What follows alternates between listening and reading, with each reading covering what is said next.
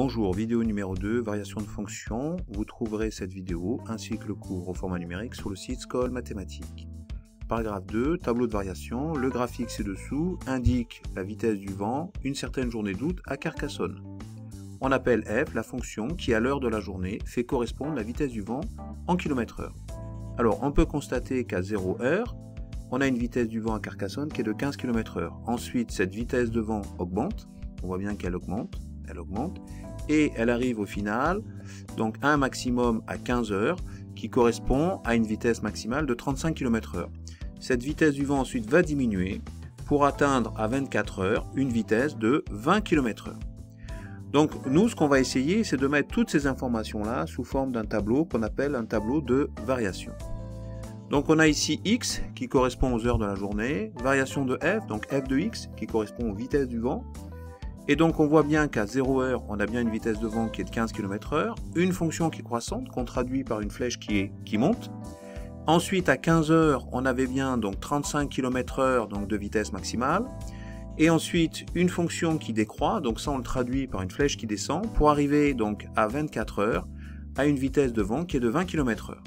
Donc on dit que sur l'intervalle 0,15 crochet fermé, c'est-à-dire qu'on prend les valeurs 0 et 15, cette fonction, elle est croissante. Cette fonction, elle est croissante.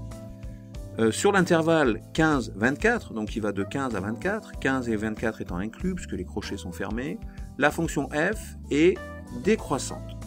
La fonction f, elle est décroissante. On peut constater aussi que donc on peut voir que f de 0, en fait, donc est égal à 15, f de 15, donc est égal à 35 et on a bien f de 24 qui est égal à 20. Donc voilà, on a rempli donc notre tableau de variation qui traduit donc l'évolution de ma fonction f.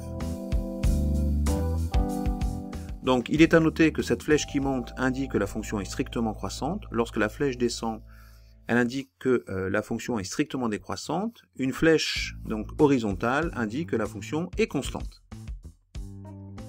Donc voilà un exemple ici, f est la fonction définie sur un intervalle -2, 5, donc qui correspond, on peut dire, à l'ensemble de définition de ma fonction ici, -2, 5. Et on me demande de remplir le tableau de variation ci-dessous. Donc on voit que pour x, donc qui vaut -2, j'ai une image qui vaut 1, ma fonction qui va décroître jusqu'à la valeur -1, donc qui correspond à une valeur de x qui vaut 0. Ensuite, ma fonction est de nouveau croissante, elle arrive à un maximum, qui est 3, tout ça pour la valeur x égale 4, et ensuite ma fonction est décroissante pour arriver à la valeur 2, pour une valeur de x qui vaut 5. Donc voilà mon tableau de variation qui est complété. Donc exemple, f est une fonction dont le tableau de variation est donné ci-dessous. Quel est l'ensemble de définition de f?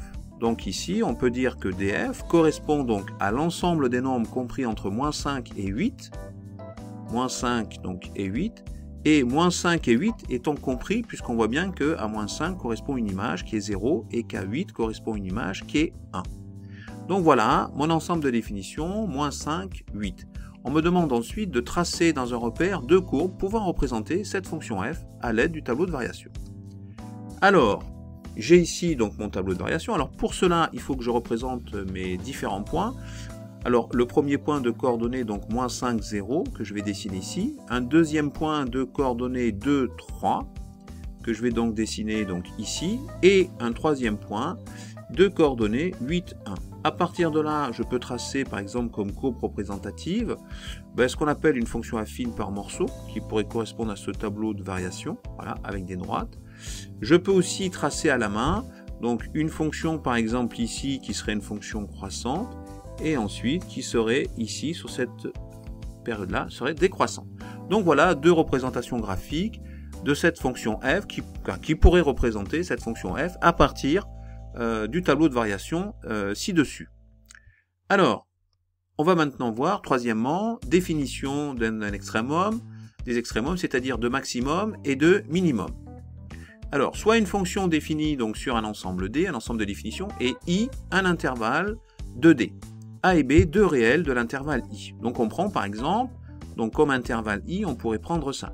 on voit bien que c'est un intervalle de l'ensemble de définition, puisqu'ici ma fonction continue à exister, mais donc voilà, on n'a pas représenté tout l'ensemble de définition, on a juste représenté ici par les crochets l'intervalle i. Sur cet intervalle i, f admet un maximum en a sur i, signifie que pour tout réel x de i, f de x est inférieur ou égal à f de a. Donc f de a, en fait, ça serait le point le plus haut dans ma courbe, donc on a bien ici f de a qui correspondrait au point le plus haut, qui correspond au point le plus haut de ma courbe. Voilà, donc ça c'est bien mon maximum. F de a est le maximum de f sur i. F admet un minimum en b sur i, signifie que pour tout réel x de i, f de x est supérieur ou égal à f de b. Donc on voit bien qu'ici f de b minimum de f sur i, ben, ça veut dire que sur ma courbe représentative, ça représenterait le minimum, le point le plus bas. Donc j'ai bien ici mon point, donc ici f de b pour x qui vaut b. Donc voilà, on va voir donc maintenant donc, ces définitions traduites avec un exemple. Alors avant, on rappelle donc que sur un intervalle i, le maximum de f est l'ordonnée du point le plus haut de la courbe et le minimum est l'ordonnée du point le plus bas.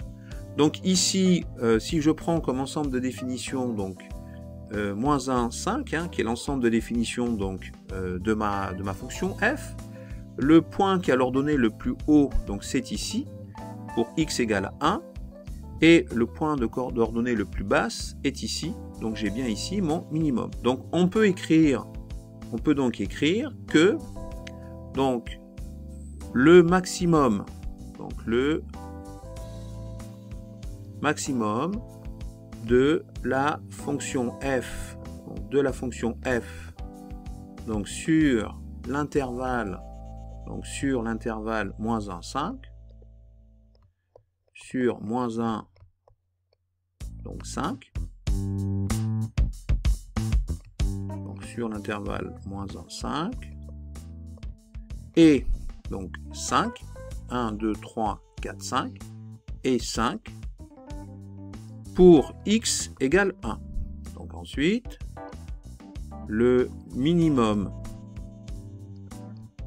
donc, de la fonction f,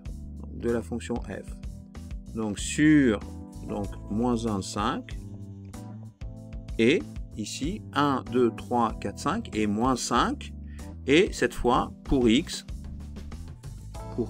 qui est égal à 3.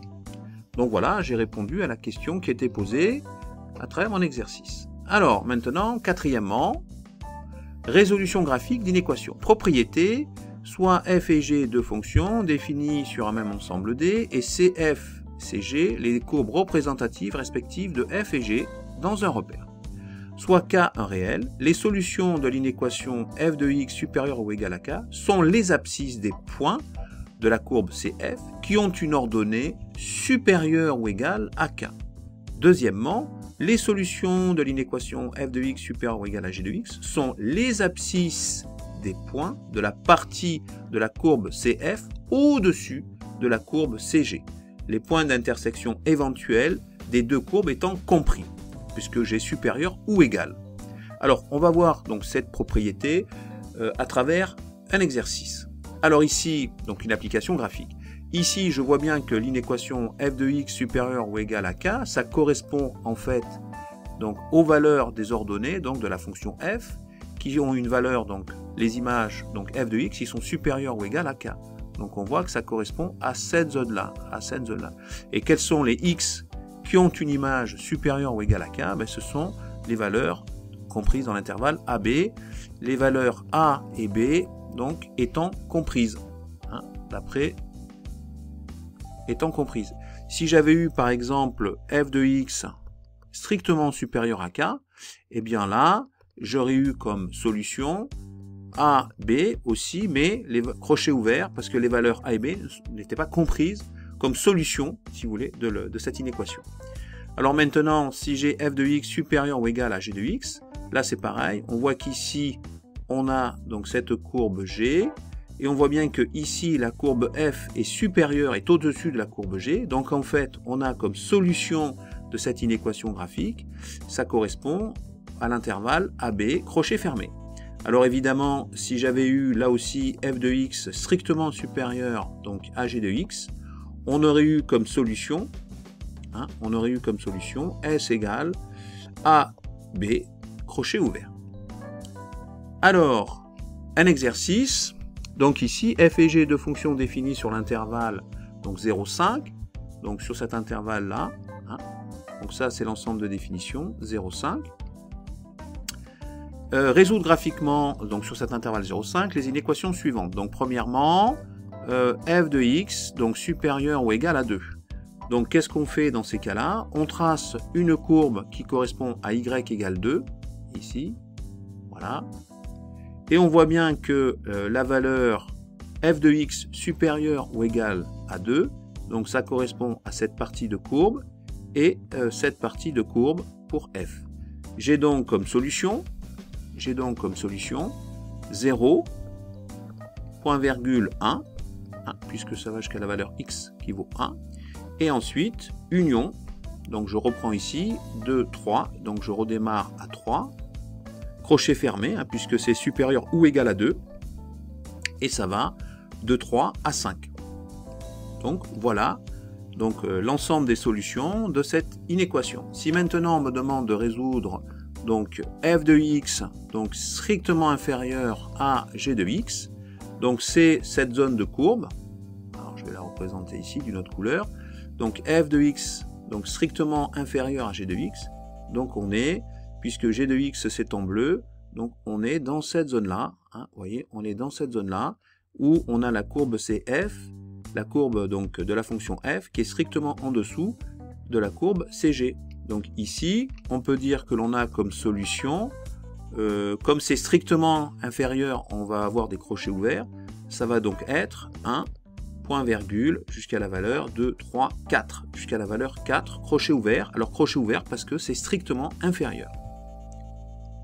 Alors, j'espère que cette vidéo vous a plu, je vous dis à bientôt sur le site Scol Mathématiques.